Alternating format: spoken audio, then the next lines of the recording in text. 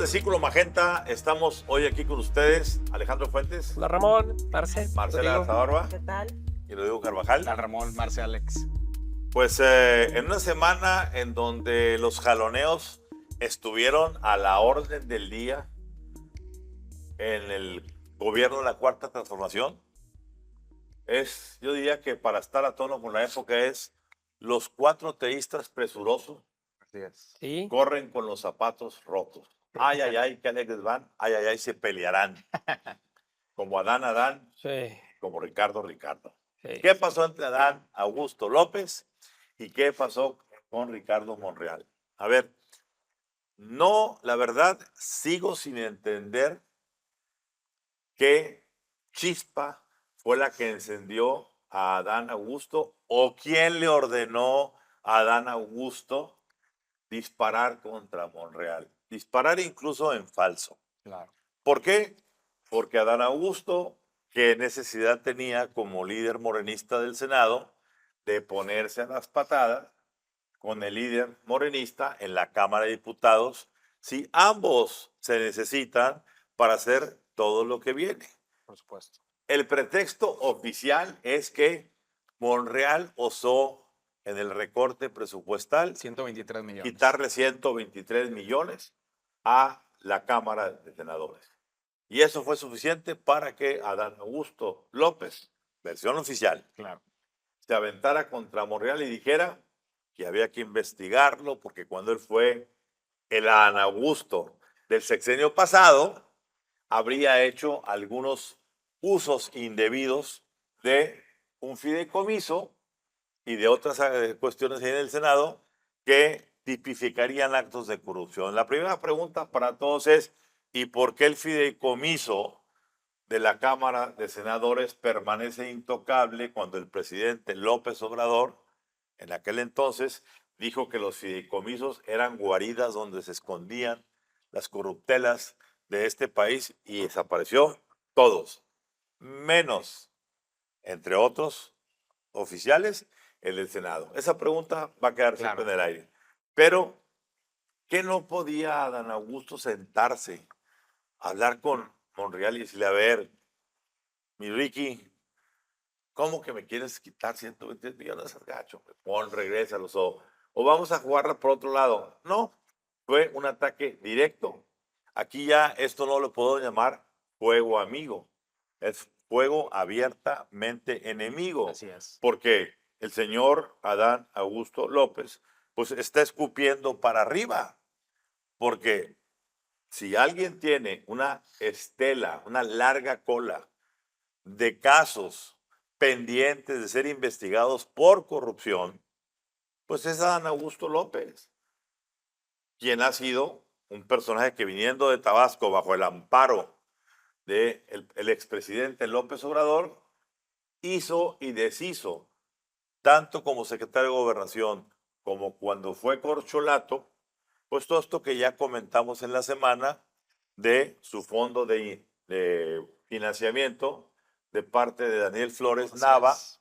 Presidente del Grupo Industrial presidente Proyecta. de Proyecta, que pues básicamente entró en conflicto con Adán Augusto y casualmente el día que fue y se confrontó con él en un meeting de corcholatas allá en Veracruz, su avión, al que regresara a México, un Citation bastante nuevecito, terminó cayendo en el mar. Casualmente, Ramón, el contratista que recibió 27 mil millones de pesos de Pemex. Bueno, de la Secretaría de Energía por dos bocas, Así es. con Rocío Nale, de donde se habla de que ese dinero, mucho de ese dinero, iba a financiar la campaña o la pre-campaña de Adán Augusto López. Y como eso, hay otras historias. Pero la pregunta de fondo es, ¿qué es lo que hace que dos dirigentes morenistas, dos epicentros de poder, básicamente el atacante es Adán, un epicentro, ataque al otro, siendo que son los ejes junto con Luisa María Alcalde y Andy López Beltrán de lo que llamamos el famoso cuadrilátero del poder que despacha con teléfono en Palenque? Rodrigo. A ver, primero que nada, entender la situación. Adán Augusto y Monreal son los candados que López Obrador le impuso a Claudia Sheinbaum para evitar una posible traición que ha sido la historia del sistema político mexicano, la traición del presidente actual a su antecesor. Entonces, ellos dos son los candados y como tal se asumieron como los políticos y los personajes más poderosos del país. En un país no puede ser gobernado por dos personas, Ramón. Esa competencia tarde o temprano Pero no iba a debe, sí terminar. puede, pero No no debe, debe. sí puede, pero esa competencia tarde o temprano iba a terminar en una confrontación.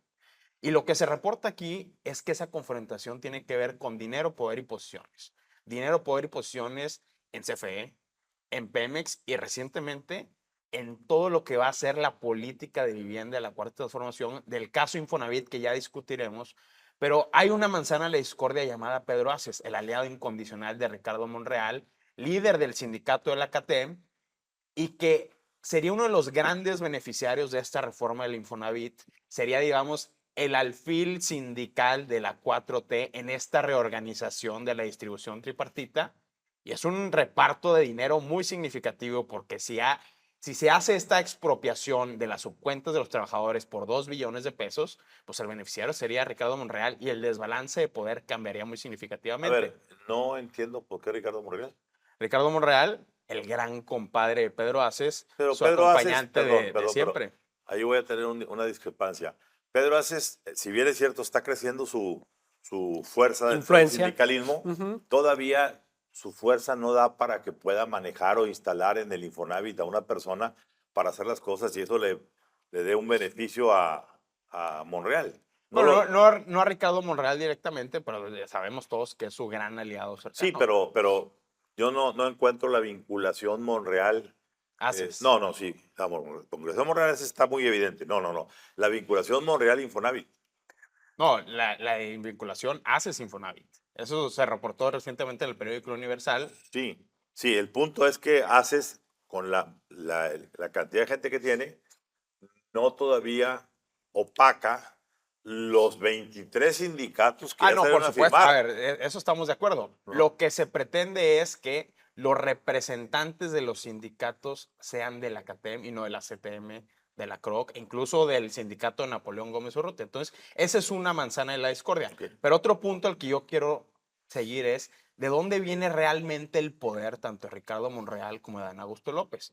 En primera instancia, pues de su relación con el presidente López Obrador. En el caso de Adán Augusto López es muy claro. Era el primo rico de López Obrador en Tabasco. El padre de Adán Augusto, Payambé López, pues recibió en su casa y en su hogar al entonces desprotegido Andrés Manuel López Obrador en sus tiempos de disidente político de Tabasco. Era el gran notario, el gran abogado de Tabasco. Entonces, esa filiación casi familiar, pues cuenta mucho para la relación López Hernández-López Obrador. Ahí sí podríamos decir e inferir que una Adán Augusto no se iba a lanzar en contra de Monreal si no Sin pidió permiso a Palenque. A eso voy. Y Eso sí, destaca eso muchísimo sí, lo que comenta esta semana, nada más y nada menos que Luisa María Alcalde, el claro. alter ego de Andrés Manuel López Beltrán en la dirigencia nacional de Morena, diciendo si hubo alguna irregularidad, como la señaló Adán Augusto López, pues se tiene que investigar. Completamente diferente a lo que hizo Claudia Sheinbaum, porque Claudia Sheinbaum, la presidenta, ha minimizado el conflicto, al menos públicamente. Aunque se comenta que en privado está muy molesta tanto con Ricardo Monreal Claro. como con Adán Augusto López, en público se ha dedicado a minimizar el Pero conflicto. debe estar más indignada con Ana Augusto que con Monreal, porque el que disparó la pistola fue Ana Por Augusto. supuesto. Monreal tuvo que defenderse. ¿A quién dijo? Tú, a ver, si eres del mismo equipo, si estás en el mismo Y nada más termino, lado del balón, ¿por qué lo agarras a patadas a por tu supuesto, compañero de equipo? y nada más termino con esta parte que me parece relevante de Adán Augusto López. Su primera fuente de poder es la relación con López Obrador, pero su segunda fuente de poder, como lo demostró su precampaña a la presidencia, es su relación con estos grupos que rayan en el mundo de la legalidad y la ilegalidad. Todos estos personajes financieros muy cuestionados que de una u otra manera terminaron aportando capital a esa precampaña. Uno de ellos, por Esa ejemplo, fallida a esa precampaña. fallida precampaña. Uno de ellos, por ejemplo, Ricardo Peralta fue uno de sus Uf, principales alfiles, el exdirector general de aduanas, terminó siendo pues un personaje muy leal a Dan Augusto López Hernández. Y ese es el riesgo que yo veo en un potencial quiebre de que esos grupos peligrosos, tanto para Ricardo Monreal como para Claudia Sheinbaum, en un momento se pueden volver ese gran factor de riesgo. Y no olvidemos que dentro de ese fuego enemigo están las declaraciones de el nuevo gobernador de Tabasco, Por supuesto, Javier Javier May, donde May. diciendo el secretario de Seguridad Pública, Adán Augusto López, fue el principal patrocinador del grupo criminal conocido como La Barredora. O sea, y eso no está diciendo ni un panista ni un priista, lo está diciendo un morenista. Es decir, cuidado porque lo que está comenzando a pasar en Morena es exactamente el principio del fin que llevó al hundimiento al PRD cuando las tribus comenzaron a pintarse los cachetes de guerra y empezó toda la confrontación que llevó a la perdición. Alejandro. La diferencia es que esas tribus representaban tribus y ahorita con este gobierno esas tribus representan ducados y principados. Buen punto. Es decir, después de toda esta corcholatización donde todo el mundo se repartió y se pusieron de acuerdo dónde se iban a acomodar, vemos el primer Game of Thrones de los morenistas, ¿no? Cómo si se mete con el Principado de Adán Augusto o de Monreal, cómo se desatan guerras intestinas. A ver, ni el PRI tenía esos exabruptos y sobre todo por cómo se vio. A mí me revela una cuestión de fondo importantísima que es, ok, se pelean dos grupos importantes de poder, Monreal, Adán, cruzan acusaciones de un tema de corrupción importante, ¿sí? Pero después todo se resuelve con una foto en la oficina de Rosa Isela. Y sobre todo que la presidenta diga, uno, son nuestros adversarios que hacen tanto escándalo. Perdón, los que hicieron escándalo fueron los príncipes. Número dos, pero ya se tomaron la foto, ¿sí? Y ya se sentaron con Rosa Isela. Es decir, los contratos sucios se lavan en casa. Así es. ¿Sí? Y todo se queda en una affair ahí de los medios que fueron los adversarios, pero esta forma de hacer política, oye, ni Manlio Fabio Beltrones ni Emilio Gamboa en sus mejores años, Ramón. Sí. O sea, Marcela. A mí me encanta que se estén dando estas cosas porque se está destapando todo lo que no es la transformación. Esa famosa transformación de la que tanto hablan, pues la están poniendo al desnudo. De nada, vienen del PRI. Ambos vienen del PRI. Y esto parece la época de Echeverría.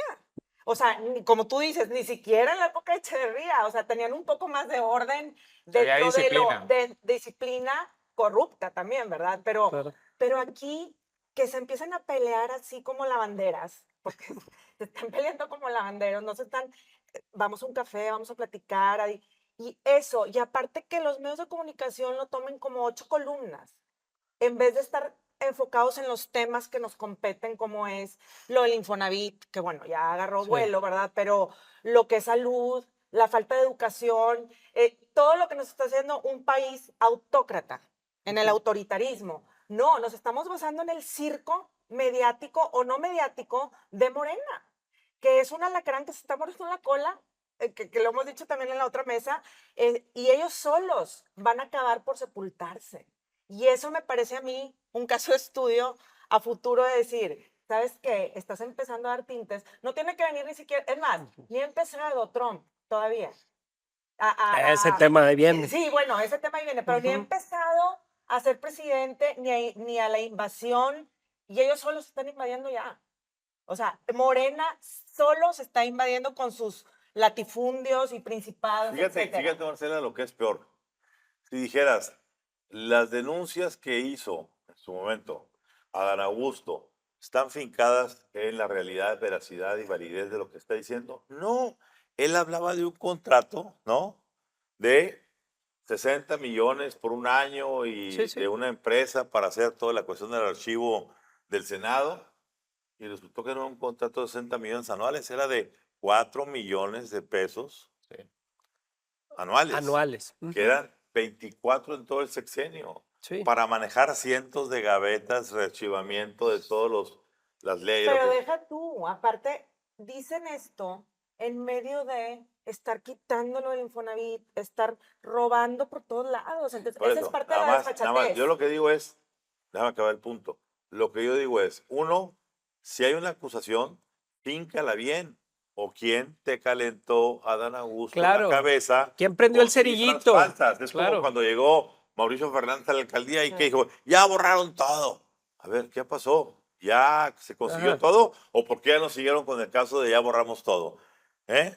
Es que la policía está infiltrada y no sé qué, ya nos entregamos. Y tiene que ser el fiscal de Nuevo León a decir, aquí nadie ha entregado nada, ni se ha presentado nadie. Es decir, hay políticos que son muy proclives Sí. a Cerillitos. que cerillitos les Ujú. pongan una chispita Claro. y se encienden. Y máximo, si hay cierta Sí. animosidad. Por eso insisto, ¿cuál es la animosidad más allá? Porque también sacó otro supuesto contrato, que ese supuesto contrato también no el de los elevadores, donde estaba diciendo que ese contrato había que rescindirlo.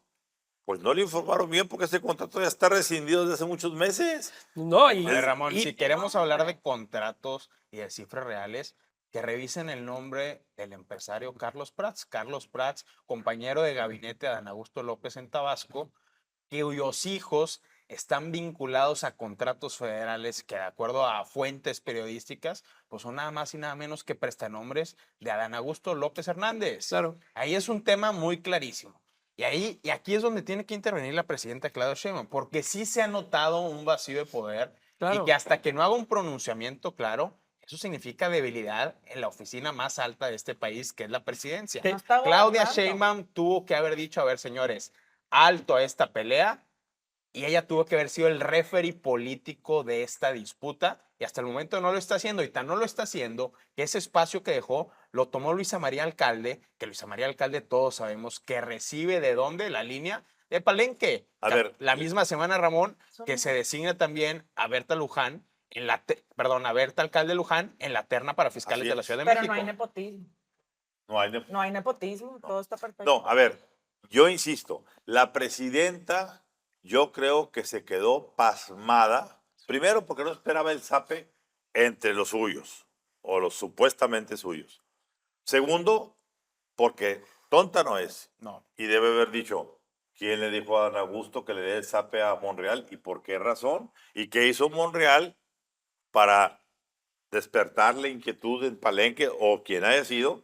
¿Y qué es lo que hace que todo el círculo extrema izquierda Se de alinea la con Adán 4T Augusto. se alineen con Adán Augusto para hacer qué? A ver, yo creo que lo que aquí está pasando es que se están creando las condiciones para que la presidenta, tan pronto como ella se sienta en enero a sus anchas, pueda decir, ¿saben qué?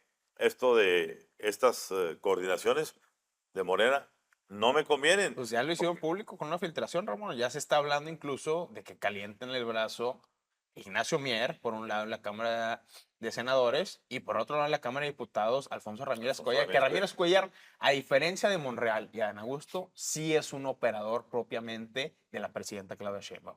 ¿Conclusión, Alejandro? Yo lo que estoy sorprendido y lo pongo ahí, voy a crear es, ¿quién era el personaje más incendiario, descontrolado del morenismo? Hoy parece el referee, que es Fernández Noroña. Está saliendo en cada oportunidad de decir, tranquilos, compañeros, Sí, no, bueno, tranquilos, no le explicar. A ver, no que no le quede, pero, y con todo respeto al señor Fernández Noroña, pero ese es el mundo al revés. Quien era, quien estaba y quien acusaba y demás, hoy está llamando a la mesa Bueno, Monreal y también está hace lo mismo. explicando y está haciendo todo. Entonces, creo que todavía hay mucho por ver en el morenismo, pero creo que esas luchas entre los principados van a ser la perdición para el partido. Conclusión, Marcela. Nos urge cambiar de página. ¿Por qué? Porque estamos en el viejo PRI. O sea, son los mismos, revueltos y peores, no disciplinados. Entonces, si queremos esto para México, lo están viendo cada vez más. Ahora con las casas del Infonavit, que ahorita vamos con ese tema, pero es que, ¿qué va a pasar mañana? Lo digo. Claudia Sheinbaum tiene que dejar de ver qué señales envían desde Palenque y empezar ella a tomar sus propias decisiones con las consecuencias que sean. Porque lo que ha reflejado este momento es que una presidencia no puede ser débil. Máximo una presidencia que tiene el control, entre comillas, de las dos cámaras del Congreso. ¿Dónde está la agenda de Claudia? ¿Y dónde termina la agenda de López Obrador? ¿Y dónde termina la agenda de Claudia? Eso es lo que vamos a ver, la gran pregunta para el 2025. Coincidiendo contigo, Claudia Sheinbaum tendría que estar buscando hoy como presidenta asomarse a las páginas de Time donde fue seleccionada como entre las 15 mujeres poderosas del planeta y creérsela. Claro. Porque aunque En digamos, Forbes, en la 4, la mujer más poderosa en Forbes. sí, pero también Time En salió. Time salió, Time Ay, en en Time todos fue lados está finalista. apareciendo. Ajá. Claro. Ya como medioambientalista, ya como presidenta, como sea, Marcela, pero ahí está. Entonces, primero tiene que creérsela. Y segundo, presidenta, aunque le digan que no hay roña, sí hay roña.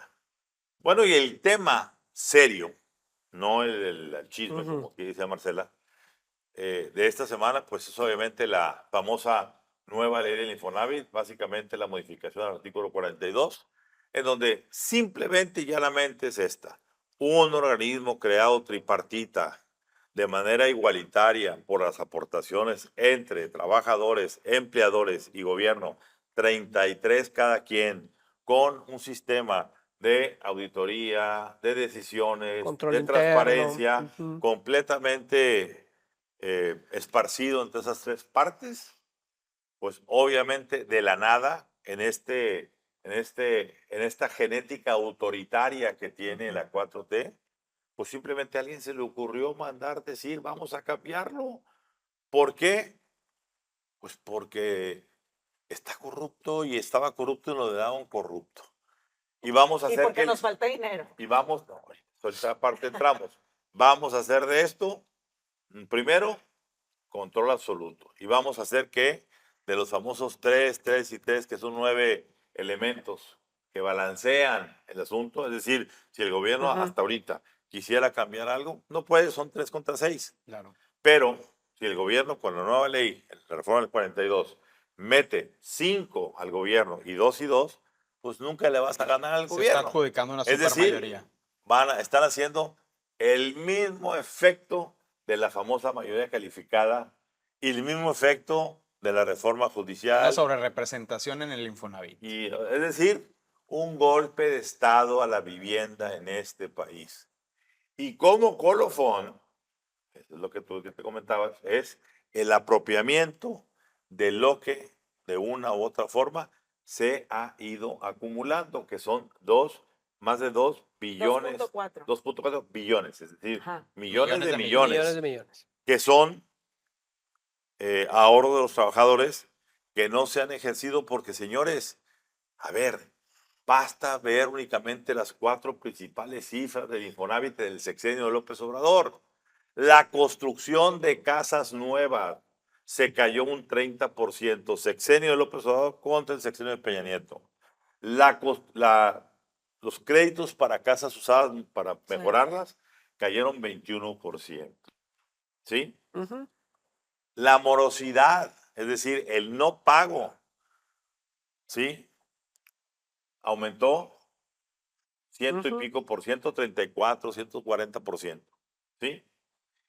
Para mí lo que es todavía peor, el Infonavit dejó de ser una institución que construía casas para convertirse en una financiera. López Obrador recibe el Infonavit con 166 mil millones de pesos en la caja. Está normal, es lo que va a estarse dando la vuelta. Pero ahorita ya va en 700 y pico de mil millones. 400% más. A ver, señores, es como estar en casa y decir, hijos, la buena es que tenemos superávit y tenemos en la chequera 1 millón de pesos. Lo malo es que no hay casas. La mala es que ni tenemos casa, ni qué comer, ni con qué vestirnos. A ver, ¿cómo? La cuenta rica y acá no hay. ¿De qué se trata? Claro. Sí, a ver, no es cosa menor. Ese dinero que está ahorita guardado, cobrando tasas de interés bajísimas porque lo meten en Ujú. papel de gobierno, bajísimo, ¿no? Claro, Y además está muy mal manejado. Peor manejado que lo de antes. claro. Ahorita el rendimiento es el 50% de lo que daba Vicente Fox, Claro. para acabar pronto. ¿Qué pasa? Estamos hablando de más o menos 35,000 a 40,000 millones de dólares. ¿Sí? Sí. Que significan casi 2 veces lo que Pemex le debe a todos los proveedores, que son 400,000 millones. O mejor dicho, el 40% de toda la deuda que tiene Pemex forever. A nivel general. A ver, no estamos hablando de algo menor. Entonces, ¿de qué se trata? ¿Para qué quiere el gobierno de la Cuarta Transformación apropiarse del control del Infonavit, apropiarse de los recursos después del pésimo manejo que Carlos Martínez hizo de esa institución, a la que vino ahora a entrar como Mesías Redentor, el hombre que quebró también, no que quebró él solo, ya traía correntía Pemex, pero no pudo hacer nada con Pemex y pues dejó un Pemex peor que Ujú. cómo lo Lo encontró. recibió. Ujú. Alejandro. Creo que el gobierno de la 4T está confiando demasiado en su mayoría relativa. Eh, lo primero que sorprende es precisamente la sorpresa. Nadie veía venir, fue prácticamente un sabadazo, como bien lo dicen.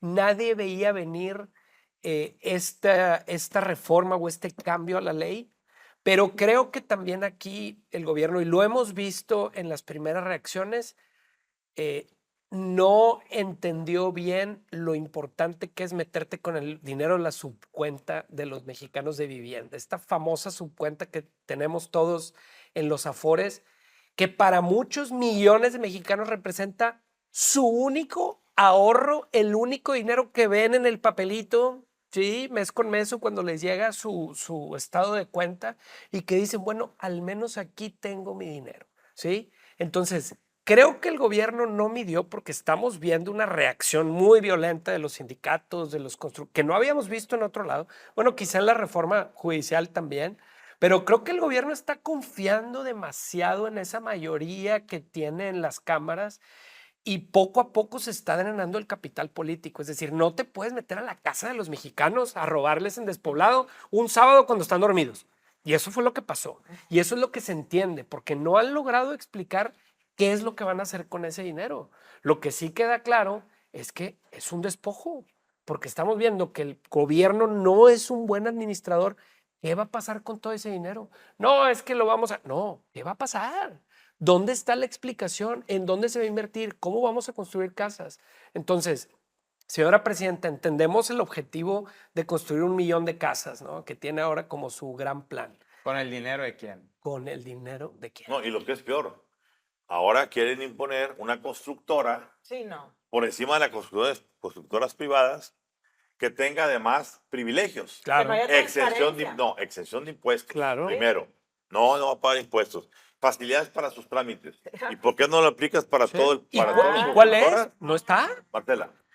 Es que de verdad que cada vez me impresiono más, pero como tú dices, bueno, ya se están, la resistencia Ujú. esta del ciudadano ya se está dando. ¿Por qué? Porque este espejismo de las dádivas es un espejismo de, bueno, me está dando el gobierno algo, entonces no volteo a ver lo que me está faltando, pero ahora ya les va a faltar la casa. O sea, ya no es nada más salud, educación, es la casa, ¿sí? Ujú. Y todos esos años por los que trabajaron. Entonces, esos 3,000 pesos o 6,000 pesos mensuales que les da el gobierno van a estar sin casas, van a Ujú. estar sin poder comprar nada, sin salud, sin educación. Entonces, ¿de qué te van a servir? Ujú. O sea, a ti ciudadano. Entonces, yo sí creo que esto puede ser el quiebre, porque para eso quieren el dinero. Al final de cuentas, no tienen dinero para estas dádivas morenistas. Es un espejismo, una burbuja, así como en Estados Unidos cuando ocurrió la burbuja, al revés, Ujú. de todo esto foreclosure, etcétera. Pero acá el punto es que esta burbuja de las dádivas, etcétera, pues ya se está tronando el cohete en la mano. ¿Por qué? Porque ya no hay ni por dónde. Quitándole la casa al mexicano, quitándole el servicio médico, quitándole la educación, ¿qué más nos van a quitar? ¿Qué más nos van a quitar? Y La con esas, dignidad. exacto, con esa dádiva que te dan, no te va a alcanzar para decir qué mal estuve, porque no tengo a dónde meter a mis hijos, ni para educación, ni para tu casa. Entonces, creo que eso es para reflexionar. Ujú. Yo digo- Yo coincido con Marcela que el problema esencial que refleja esto en el fondo es el gobierno federal no tiene dinero. Estamos frente al déficit más alto en 3 décadas, 6% del PIB, y la presidenta ha anunciado un sinfín de nuevos programas sociales y proyectos de infraestructura. A ver, México tiene un déficit de vivienda muy importante. Es absolutamente imperante que se construyan 1 millón de viviendas por una sencilla razón, porque mucha gente no tiene acceso a este beneficio, y dos, porque también los precios de las casas con el salario del mexicano, pues simplemente no te alcanza para comprarla. Y eso es un producto de que no hay oferta.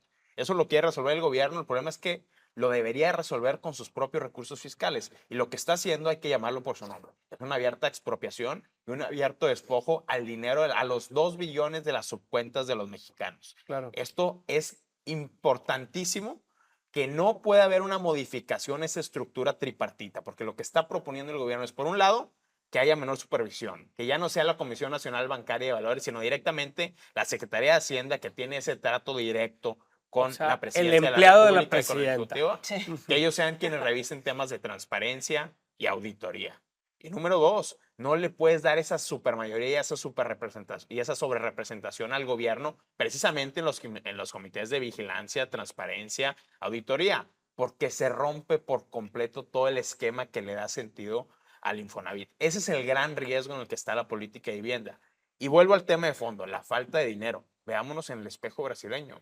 Brasil está en este momento ante una inminente crisis de confianza por sus sostenidos déficits fiscales. Si México no atiende este problema, nos vamos a ver en ese espejo muy pronto y podemos entrar en una crisis de confianza de la cual va a ser muy difícil salir. A ver, a mí lo que me preocupa adicionalmente a lo que muy atinadamente todos han dicho aquí es dónde diablos está el sector empresarial.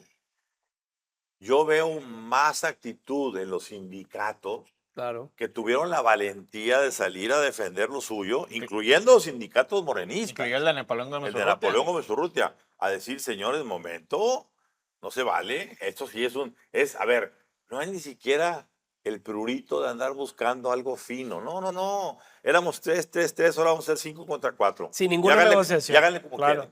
quieran, sin dialogar y Sin sin diálogo. nada, ¿sí? Yo creo que en la parte empresarial queda demasiado a deber, fuera del caso del presidente de la CONCAMIN, Ujú, ¿sí? ujú. Claro, Nadie. no hay palabras. No hay nadie que... A ver, yo pregunto, ¿dónde está el famoso Consejo Coordinador Empresarial? Otra vez de alfombra en el sexenio de Claudio Sheinbaum, como lo fue en el sexenio de López Obrador, donde su presidente o sus presidentes sirvieron, ¿sí? De tapete. De De tapete y justificación. justificaciones ante el presidente. A salir en y la se foto. entregaron a los brazos de Carlos Slim para poder ser controlados. Por cierto, Ramón, ¿no tiene Carlos Slim una importante constructora que podría entrar en este juego? Pues a lo mejor es que la van a meter al ratito, si ya la metieron en todo.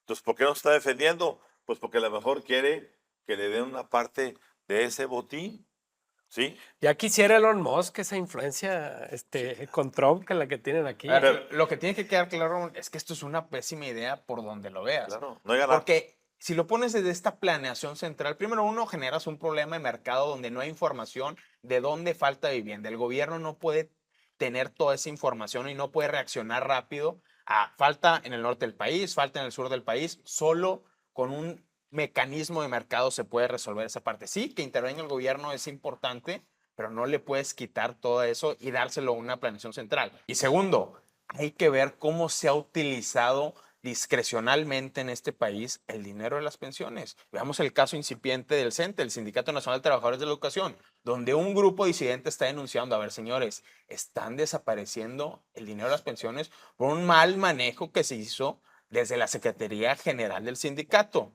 A ver, eso ha sucedido de una y otra manera seguida. Y tercero, le vas a dar tú la responsabilidad a Octavio Romero, que sea el arquitecto y coordinador de este gran proyecto, el agrónomo fallido de Pemex que dejó quebrada y endeudada a la principal empresa de este país. Definitivamente no. Ujú. Yo lo que diría es, me vuelvo a preguntar, ¿dónde está el sector empresarial? ¿Dónde están los hombres que como empresarios aportan el 33% y que si se toman de la mano con los trabajadores tienen todavía hoy el 66% y no podrían hacer una modificación tan fácil si realmente hicieran un frente común? Despierten, señores empresarios, porque los que siguen son ustedes. A ver, y mientras estamos en estos días celebrando posadas, Navidad, fin de año, yo creo que las mentes que están acuciosamente observando lo que sigue, pues tienen puesta la mira en una fecha, 20 de enero. 20 de enero, en lo cual pues debutará oficialmente Donald Trump como presidente de Estados Unidos. Y pues alguien me decía, estamos iguales allá que acá, porque finalmente allá también el republicano va a tener control del Ejecutivo, del Legislativo y finalmente con el procurador, Y la Suprema Corte va a ver. Conservador, Sí, claro. claro. todo. Ujú. Sí, la diferencia todavía en Estados Unidos es que allí sí hay todavía algunos destellos de dignidad, porque hay republicanos Claro. que dicen para nada nos suscribimos con Trump, y la mejor prueba está en que de las 2 docenas de propuestas para diferentes cargos especiales, pues más o menos una docena fue bateada. El rechazo a Matt Gaetz, por ejemplo, como No, procurador. podemos hacer la lista de 12 y no nos acabamos todo el círculo magenta. Pero el asunto es que, por lo menos, los propios republicanos dicen, a ver, presidente, no nos conviene fulano de tal, no nos conviene perengano de tal.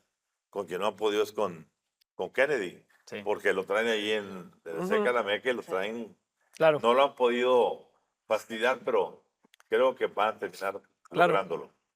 Pero a lo que vamos es, ¿y eso qué tiene que ver aquí con México? Bueno, pues que empezamos una estrategia aparentemente incitada por el canciller Juan Ramón de la Fuente y también por el secretario de Economía Marcelo Ebrard, de no, Estados Unidos necesita más que Aquí no Sí. pasa nosotros nada. a ellos. Aquí no va a pasar nada, no va a haber aranceles, hay que pintar una No raya, somos hay que ser subordinados. contestatarios, no hay que sentarnos a negociar. Y al final del día, pues yo creo que la presidenta se está comenzando a dar cuenta que el camino de Trudeau es un mejor camino, está llevando a mejores términos que el camino de México hacia Donald Trump. Claro. Y ha comenzado a tejer algunas cuestiones para decir, tendremos que ver en esta parte de la migración, tendremos que hacer por el lado acá de la seguridad. Ya hay gentes de seguridad recorriendo el país buscando ver cómo se crea el famoso sello de calidad para que cada estado se vea que está operando algo serio. Y si ese sello no se tiene, pues evidentemente el gobierno americano no va a permitir que a ese estado ni vengan turistas, ni se den inversiones, ni se den otras cosas. Claro. Es decir, hay algo que se está comenzando a mover, no sé si sea suficiente, pero por lo menos creo que hay un grupo dentro del gobierno de la Cuarta Transformación, o del segundo piso de la Cuarta Transformación, que está comenzando a decir, oye, presidenta, ¿y si esto que estamos haciendo no está bien? Y yo creo que en sus discursos matutinos, la presidenta comienza a meter ingredientes de algo de sensatez. Marcela. Yo. Creo que se están moviendo más los drones o los aliens allá arriba que Sí. acá abajo. Porque, bueno, han tenido noticias de 8 columnas allá en Estados Unidos, bueno, acá también, pero el punto aquí es, por más estrategia, yo creo que Estados Unidos lo que ve es la reforma judicial, lo del Infonavit, volvemos a la lista, a esa lista de un país autocrático, ¿sí? De un país autoritario. Entonces, Trump, yo creo que al momento en que ya, si ahorita, que todavía no es presidente, ya vemos vislumbros de cosas, sí, Claudia a lo mejor está bien, estás diciendo que trazando una estrategia, pero no dice cómo. Si te fijas en la parte de migración, no dice, bueno, sí, vamos a mandar los agentes, pero ¿qué van a hacer? O sea, ¿qué? Sí, puede que pongan los soldaditos, pero ¿y luego? ¿Qué va a pasar? A ver, yo, Entonces, esa parte a mí me queda así como, es maquillaje, o sea, puedes decir que vas a hacerlo, pero ¿cómo lo vas a ejecutar? ¿O en qué momento va a ser organizado? Que eso es una cosa que Morena no hace. No se organizan ni entre ellos. Entonces, ¿qué van a estar organizando con Trump? Eso sí yo me pregunto. a ver, yo creo que hay cautela por una razón. Ajá. Porque no se ha sentado el señor oficialmente y no hay todavía muestras de políticas públicas concretas. A ver, sí, vamos a aportar 1 millón. ¿Cómo? ¿A dónde? ¿Bajo qué reglas? Ya que vengan esas reglas, ahora sí, México y Canadá tendrán que responder. Bueno, y que Trudeau está en puerta su posible una Remoción. renuncia. Sí, claro, después de todo lo que le Después de todo pasó. lo que le pasó, ¿verdad? Entonces, sí creo que aquí la lupa con México va mucho en pos de Trump sí está, no me gusta cómo está la situación para Claro, invertir y para tal y para todo, ¿verdad? No creo que estamos en ese punto del juego. No sé, Alejandro, ¿qué opino? a ver, Claro. Vimos en Canadá que la renuncia de Chrystia Freeland, la ministra más cercana a Justin Trudeau, que durante décadas estuvo a su lado, que era la política señalada como la natural sucesora de Trudeau, renuncia por una diferencia en que, desde su punto de vista, no se estaba tomando la amenaza de Trump Así tan en es. serio. Es decir, Trump ya tuvo un efecto en la política interna de uno de sus principales socios comerciales, que es Canadá. que le puede costar el puesto al propio Y primer que le puede ministro. costar puesto al propio primer ministro porque está 20 puntos por debajo de sus rivales conservadores para la elección que viene. Ese efecto en la política de Canadá yo creo que se puede replicar a México porque desde mi punto de vista en México tampoco se está tomando en serio. Y la muestra es nada más, ¿a quién designó Claudia Sheinbaum como cónsul en Miami? A Rutilio Escandón, el cuestionadísimo exgobernador de Chiapas. ¿Y por qué importa el cónsul de Miami? Porque Florida se ha convertido en el epicentro de la política estadounidense. Trumpismo. Marco Rubio, Donald Trump con Mar-a-Lago, Mike Waltz, asesor de seguridad nacional.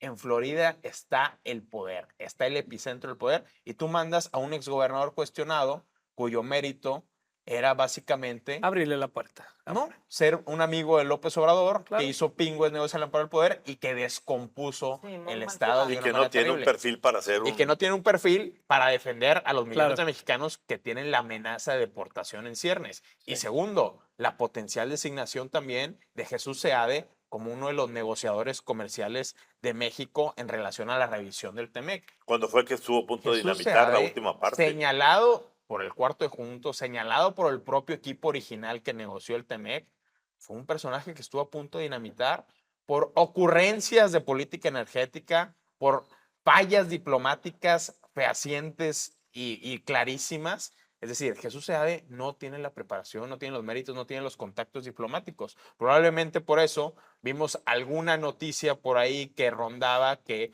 el gobierno federal estaría evaluando hablar con Luis Videgaray para que los asesorara en su relación con Trump. Bueno, lo que pasa es que Luis Videgaray Fue muy cercano.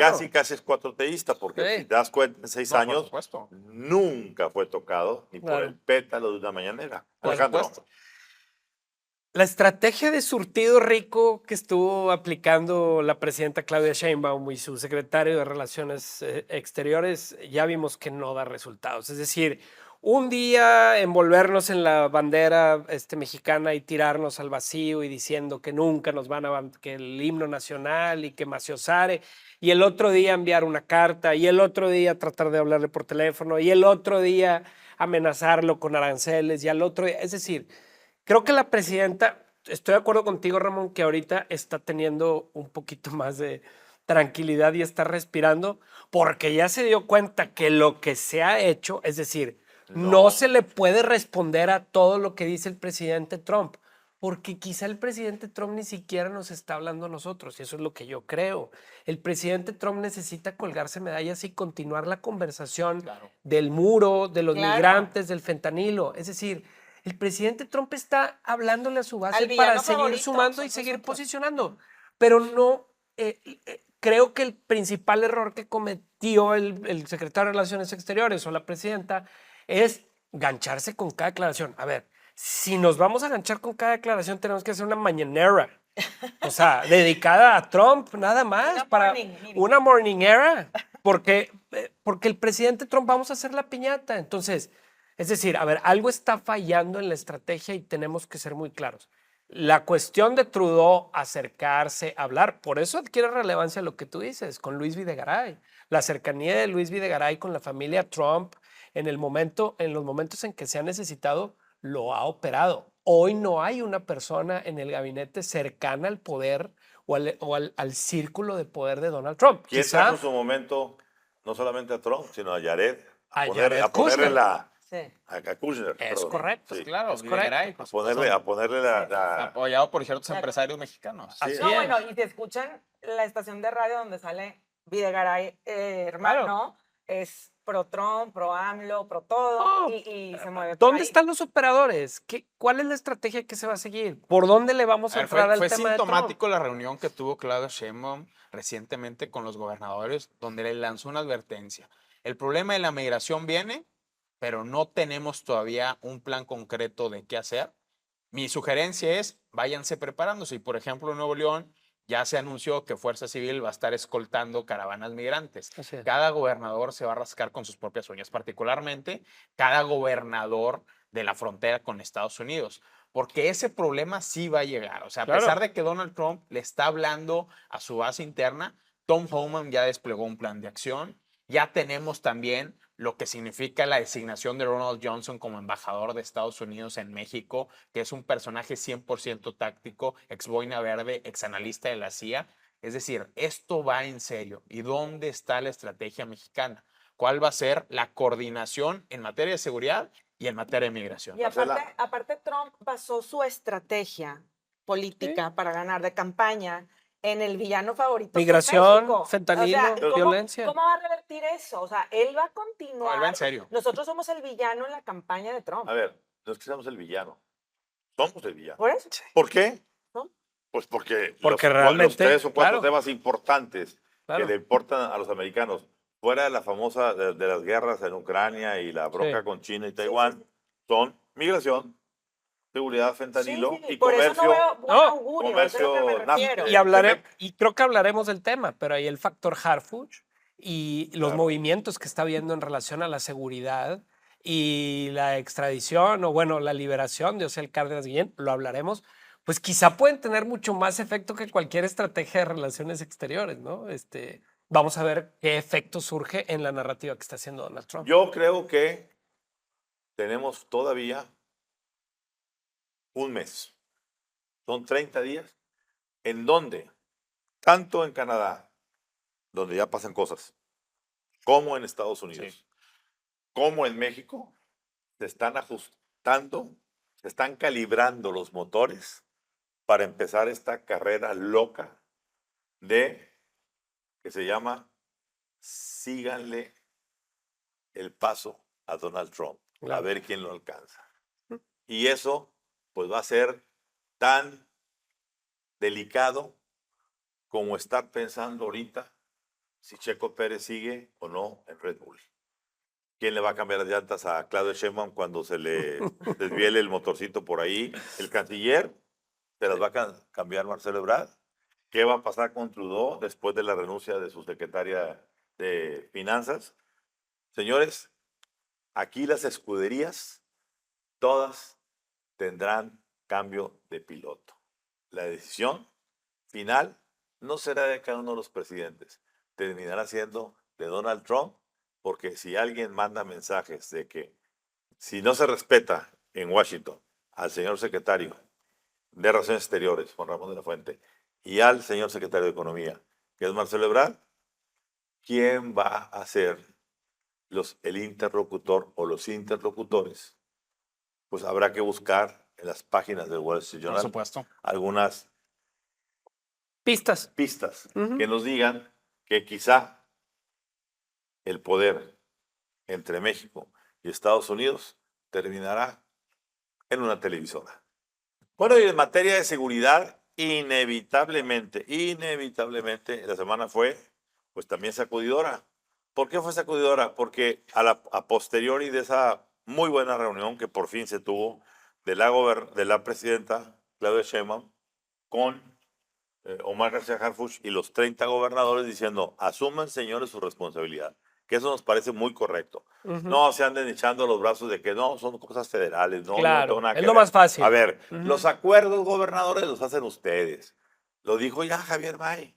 Muy Ujú. claramente, pues el anterior gobierno tenía los acuerdos y eran los de Morena. Qué casualidad que Eduardo Ramírez detiene a 92 policías en Chiapas como si no supieran antes que operaban con Ujú. quién y dónde. Pues sí, lo que pasa es que, como yo siempre he dicho, cuando hay cambio de sexenio, hay cambio de proveedores. Así es. Pero dicho eso, pues esta semana tuvimos dos hechos significativos en el mapa de lo que es la seguridad y la delincuencia. El primero, la detención del Minilic, Así es, en Estados Unidos. Señores, no fue en México, no fue en México, fue en Estados Unidos. Para que no digan, a ver, o coincidencia, le dicen Estados Unidos, es que Estados Unidos no está haciendo nada de aquel lado. No se está haciendo. Todas las detenciones, incluyendo la del Mayo Zambada, ¿sí? Se hizo por parte de Estados Unidos, quien está combatiendo el crimen organizado mexicano y los mexicanos que están yendo allá como el Minilic. Para que sepa quién es el Minilic. El Minilic era el brazo derecho de El Chapo Guzmán y también del Mayo Zambada en la operación del trasiego de droga de México a Estados Unidos. Le dicen el Minilic pues, también porque por ser Su Chapo, papá, su su papá era El Lic. licenciado no, y él es el el el Lic. licenciado. Lic, decían el Lic. El papá era el Lic. Ajá, Y este sí, era el el Minilic, Minilic. el Minimí. Ujú, ¿Sí? sí. Un agente del corte más o menos aspiracional Así es. de ser como Vicentillo Zambada Niebla, como son los chapitos. Es decir, el problema del crimen organizado, particularmente el cártel de Sinaloa, se quedó entrampado en la sucesión. Totalmente. Los chapitos, los mayitos, el gordo y el flaco, el Ujú. Minilic, todos estos personajes disputando Quedaron sueltos. quién se iba a quedar en el lugar de El Chapo, del Mayo y del Lic. Claro. Bueno, ese fue un tema de la semana, pero operado en Estados Unidos, no aquí. Otra vez.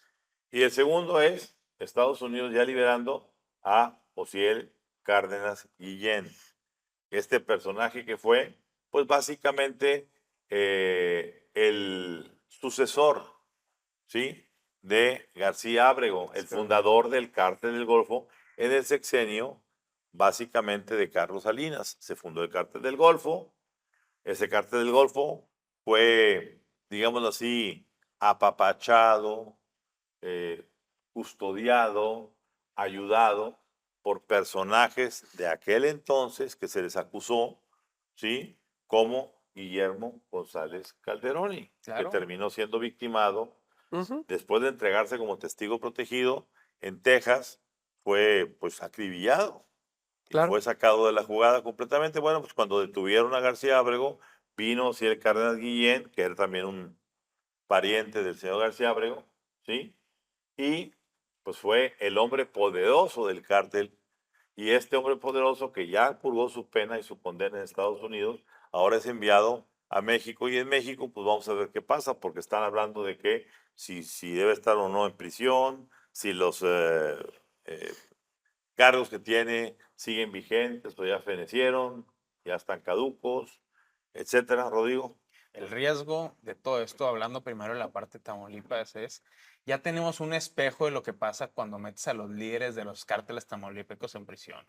Porque reportó el Departamento de Justicia de Estados Unidos que el cártel del Noreste, que es el cártel rival del cártel del Golfo, sigue operado por el Z40 y el Z42, que están en prisión en México y que han litigado con muchísimo éxito que no se les extradite a Estados Unidos. Y en el caso de Ociel Cárdenas, regresa Ociel Cárdenas a un escenario que de una u otra manera las autoridades federales han limpiado el terreno de liderazgos del cártel del Golfo, como fue el caso de la detención de la Quena hace algunos meses, y donde ahora uno de los principales representantes y operadores del cártel es un personaje que las agencias de inteligencia estadounidenses conocen como René Villarreal Garza, que es nada más y nada menos que la pareja sentimental de una de las hijas de Ociel Cárdenas. Entonces, ¿hay un riesgo en ese regreso de Ociel Cárdenas a México? Es una pregunta que se tiene que hacer el equipo de Omar García Harfuch, que ya está apagando fuegos en Guerrero, está apagando fuegos en Sinaloa.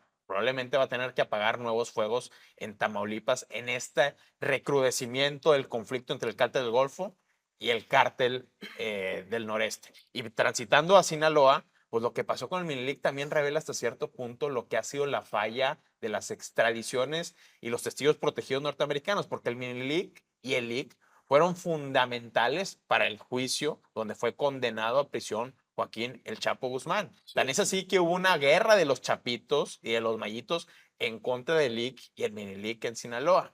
Se convierte en testigo protegido, pero años después vuelve a las andadas al negocio del fentanilo, lo detienen y vamos a ver qué pasa ahí en la situación. Sinaloa en este momento, como comentaba Ramón, son cabos sueltos. Son alrededor de 7 familias identificadas por autoridades de inteligencia mexicanas, donde unos controlan las aduanas, otros controlan la operación financiera, otros son los brazos armados. Es decir, es un cártel demasiado fragmentado y demasiado horizontal, y por eso ha sido tan compleja la guerra en Sinaloa, y es el reto al que se va a enfrentar García Harfuch, que ya prácticamente está de planta en Sinaloa. Marcela.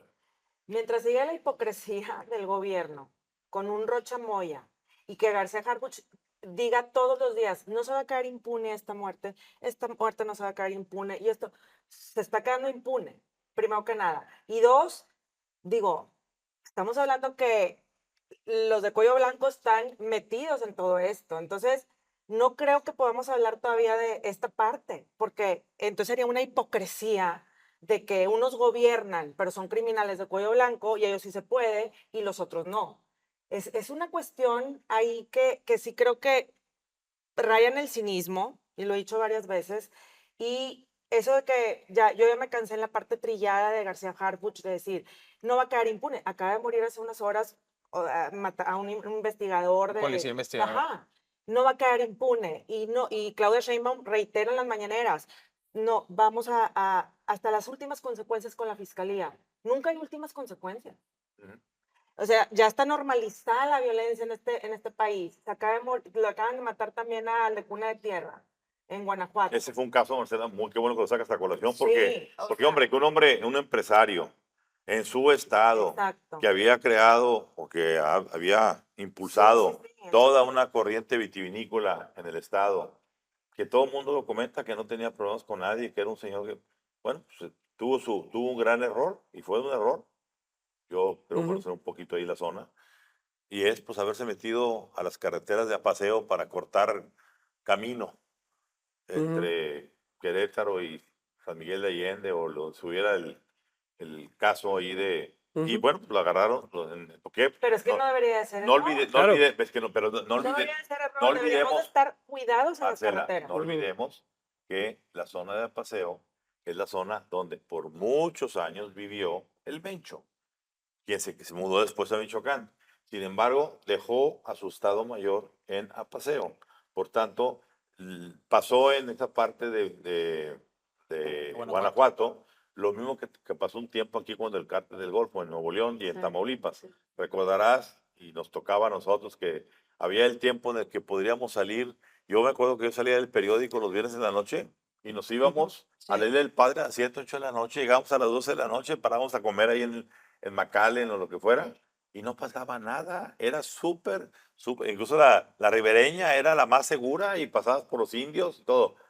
Hasta que un día empezaron a aparecer personajes que te paraban y te decían, a mí me llegaron a parar una vez, y te decían, a ver señor, esta carretera ustedes pueden transitar libremente de 7 de la mañana ya con el sol a 7 de la noche. Pero de 7 de la noche a 7 de la mañana nos pertenece. Corra la voz de que nadie se venga a esta carretera de 7 de la Ya la noche fecha. a 7 de la mañana. Y es fecha, es más, yo te diría que ahorita es de 7 de la mañana a 8 de la mañana a 5 de la tarde, con todo el sol, porque ya empezando a perder un poquito, empieza el peligro. Y cuenten cuánta gente en Nuevo León y Tamaulipas ha sido levantada, son despojados de sus Bueno, y pertenencias. Sinaloa está viviendo eso también. Por eso, sí, pero Sinaloa tiene una guerra de cárteles supuestamente más fuerte que lo que se tiene por acá. A lo que vamos es lo que estás comentando. Qué triste que en este país un empresario que ni las debe ni las teme, que no está metido con el crimen organizado, ¿verdad? Y no que sea un empresario, cualquier ciudadano no haya libre tránsito porque alguien más es dueño de esas carreteras, y esas carreteras deben de ser propiedad, por supuesto, de la ciudadanía, pero bajo custodia de quien tiene el monopolio de la fuerza, que es el Estado mexicano. Y hoy está claro que sin la venia y el permiso de ese crimen organizado, pues la carretera ¿Puedes operar? no es de nadie más que de Mientras ellos. Claudia no cambie, mientras la presidenta no cambie la estrategia de abrazos, no balazos. Bueno, sí que la han cambiado. No, bueno, seguimos ahí. No, pero sí la ha cambiado. Sí ha hecho A ver cómo la cambiamos. Sí la han cambiado porque ya su enfoque es hacia generadores de violencia, y tú lo ves en los resultados. Generadores de violencia, la gente del Y tú crimen lo ves en los organizado. resultados de la índice de letalidad de los enfrentamientos entre Fuerzas Armadas Sí. y grupos criminales. Pero hay algo que sí estoy de acuerdo Sí, no, contigo. pero Hay no. algo que estoy de acuerdo contigo, que es la parte presupuestal. A García Harfuch, sí, Le se le ha dado quitaron. toda una nueva estructura, más facultades, la coordinación del sistema de inteligencia, pero entonces, si es un asunto prioritario, ¿por qué en el reajuste del presupuesto Le que hizo el quitaron. Congreso le realizan un recorte de 2 dígitos Es a a lo la que me Secretaría de refiero. Seguridad Ciudadana? Sí. Alejandro. Mientras sucede en Sinaloa que se cumplieron 100 días con muertes, con un promedio de 5.6 muertes al día. Apenas el lunes se cumple, después 600 de 100 muertes. días, se cumple un día sin ninguna muerte. Mientras eso pasa en Sinaloa, el fantasma de Osiel Cárdenas Guillén, que yo creo que es una papa caliente para el gobierno, vuelve a aparecer. ¿Y por qué es importante Osiel Cárdenas Guillén? Porque representa un rompimiento en la frontera de Tamaulipas del negocio del narco. Es decir, Osiel Cárdenas Guillén no solamente fue precursor del cártel del Golfo, pero también de los Zetas. Así es. ¿Sí?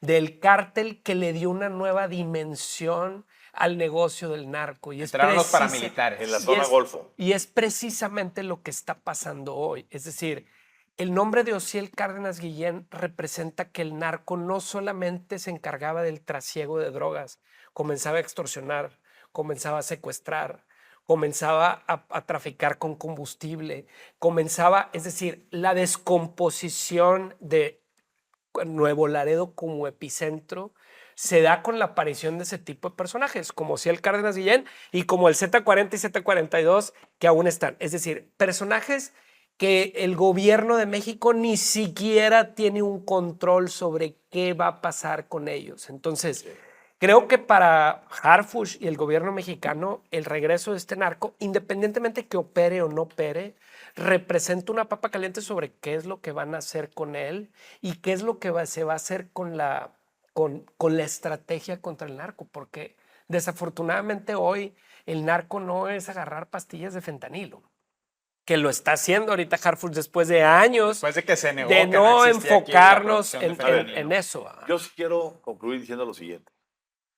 Estamos aquí discutiendo que están pasando cosas. Así es. Es decir, no está el asunto de que aquí no pasa nada. Ujú. De que, a ver, el hecho de que haya reunido la presidenta a los gobernadores para leerles la cartilla y decir, señores, ya basta de hacerse guajes. No me echen la culpa al gobierno federal de todo el asunto. Ustedes también tienen su culpa y ustedes hacen pactos. Eso es un cambio de 180 grados que nunca hubo una reunión del presidente López Obrador con los gobernadores. Número uno. Corresponsabilidad. Dos, como decía ahorita Rodrigo, una buena parte de las letalidades que están pasando en este país tiene que ver con que están atacando a los criminales y los que están muriendo son los criminales. En una buena medida. No, a ver, no También es, el ciudadano. Marcela, no es blanco y negro. Ok. Es un cambio radical de que antes siempre eran puros ciudadanos. Y aquí un organizado intocable. Abracitos. Sí, Hoy ya hay jefes. Ya hay, en tanto en Michoacán claro. como en Sinaloa, etcétera, están ocurriendo cosas contra los que operan el crimen organizado. Generadores de violencia. Generadores de otra vez. violencia, como le llaman ahora. Ujú. ¿Verdad? Tercero, sí es importante el que de una u otra forma García Harfuch está yendo in situ a ver qué está pasando en Sinaloa, qué está pasando en Guerrero, qué está pasando. Está empezando a ver, repito, tenemos apenas 100 días de gobierno. Claro. Si a cualquier ser humano le dicen, te voy a entregar una empresa quebrada y lo metes a ser el nuevo CEO y director general, a los 100 días no vas a decir, mírala, todavía tiene la empresa No, no, quebrada. No, Pero mientras tengan las a cabezas, ver, Rocha para Moya, mí, Salgado Macedonio, o sea, ¿por qué no mueves ese Pero tiene- tienes que empezar a ver, por algo. A ver, Marcela, desde el momento en que la presidenta esté enviando a García Harfuch a Rocha Moya, ya le está diciendo incompetente. No puedes. Quizá ahorita porque todavía no ha llegado el 20 de enero. Perdón que estemos insistiendo, pero Pues hay que esperarnos. esa fecha no. La presidenta tiene que esperar los días en los que yo voy a entender que hasta ahorita ella sí se siente sola o poco Claro. acompañada. Pero cuando llegue un Trump y diga, a ver, aquí vamos a tronar cohetes de esta manera, quizá ella va a tener que decir, hay que tronarlos. Nada más Claro. un paréntesis, Ramón, para añadir a esto. lo discutíamos la semana pasada, todos los mensajes que se han enviado con asesinatos de alto perfil, que en mi opinión son un reflejo de que sí se está cambiando la política de Claro. seguridad. El asesinato de un magistrado, el asesinato de Lito alcalde, Pérez. de un diputado federal, de Chucho Pérez, uno de los principales operadores financieros del Cártel Jalisco Nueva Generación, ahora el asesinato de un policía investigador en Sinaloa. Eso para mí es un mensaje inequívoco Se de están la moviendo las reacción. cosas. A ver, se Claro. están moviendo las cosas. A ver, yo no digo que se estén moviendo para acabar en una cosa positiva. Se están moviendo, es decir, Hay un cambio. la inercia se está rompiendo. Así es. ¿Sí? Es como cuando un vaso se llena hasta acá y ves que el vasito se rebasa y no se cae todavía. Ya estábamos en este punto aquí en esto. Claro. Ya al vaso no se le puede mover ni se le puede hacer nada. Vamos a ver qué va a suceder. Y yo lo que siento es que sí se han mandado mensajes de incompetencia y vamos a empezar a ver, arrancando el año, que se va a mover el avispero. Y muchos van a salir picoteados. Y muchas veces los piquetes de esas abejas son mortales.